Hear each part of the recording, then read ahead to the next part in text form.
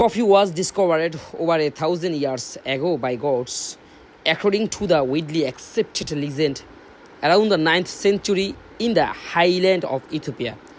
But তখন নাম ছিল Abyssinia. A young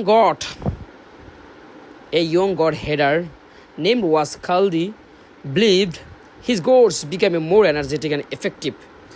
তারপর থেকেই তো আপনারা সকলেই জানেন যে কফি কিভাবে সারা ওয়ার্ল্ড ওয়াইড এক্সপ্লোর করা হয়ে গেছে।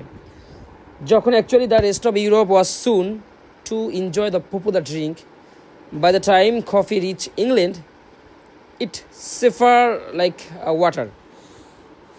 মানে এইভাবে কফির আসলে অগ্রযাত্রা। আজকে মানুষ বাসায় কফি খাচ্ছে, কফি শপে বসে কফি খাচ্ছে, ক্যাফেতে যাচ্ছে, রেস্টুরেন্টে যাচ্ছে।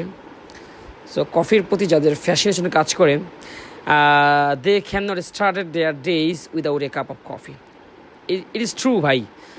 আমি তো সবসময় কফির সাথেই থাকি, সারাদিন কফিতে ট্রেনিং করাই, ক্যাফেতে থাকি, এরপরও সুযোগ পেলে বাসায় বসে কফি বানাই। বিকজ কফি শুধু আমার এটা বিজনেসের পার্ট না, কফি হচ্ছে আমার জীবনের একটা অংশ, যেখানে আসলে কফি ছাড়া আসলে আমার দিনটাই যেন বৃথা। যখন বিশেষ করে কফির বাইরে 2-1 দিন থাকা হয়, মোস্ট অফ দ্য টাইম তো থাকা হয় না, ইভেন মানে যখন আমি ঢাকার বাইরে থাকি তখন হয়তো কিছুটা সময় কফির বাইরে থাকি, বাট তখনও আমি কফিকে মিস করি। সো কফি প্রশিক্ষণ এবং কফি খান, কফি ভালোবাসেন, এবং আমি তো আপনাদের সাথে আছি, আপনাদের কফি অ্যাসিস্ট্যান্ট।